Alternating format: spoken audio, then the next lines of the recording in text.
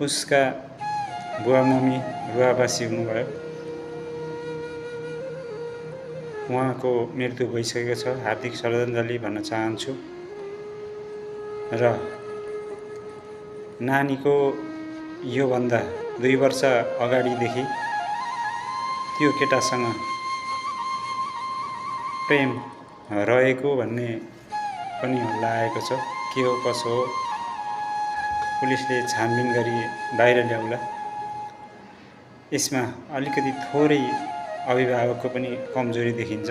आफ्नो छोराछोरी कहाँ जान्छ, कुन ठाउँमा जान्छ भनेर निगरानी राख्न पनि पर्छ र उहाँहरूले निगरानी नराख्नु भएको जस्तो देखिन्छ।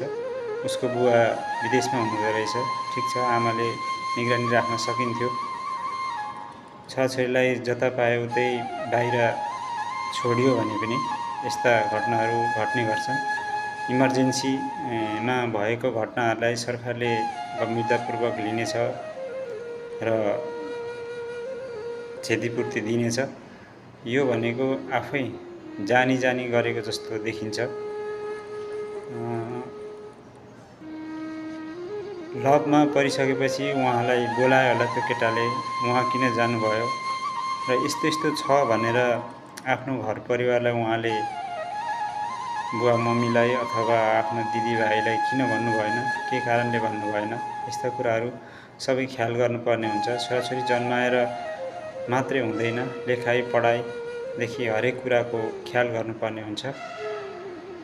पढाइ लेखाइ सकेर बिहादान गरिसकेपछि मात्रै बल्ल आफ्नो कर्तव्य पुरा गरेको ठहरिन्छ बाबुआमाले। बाबुआमा बुढेसकालमा हेर्ने कर्तव्य भनेको छोराछोरीको हो। राम्रोसँगले शिक्षा दीक्षा दिएर राम्रो र सही तरिकाले गरी खाने भएपछि बाबुआमालाई हेर्नुपर्ने कर्तव्य हुन्छ र हो पनि।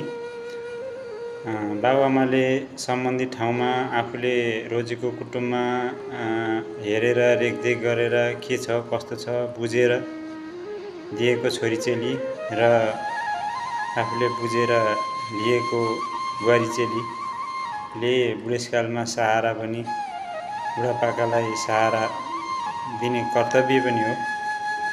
यसमा अलि फितलो देखिन्छ बुवा मम्मीको। के हो कसो घटनाबारे प्रहरीले बुझेर बाहिर ल्याउला।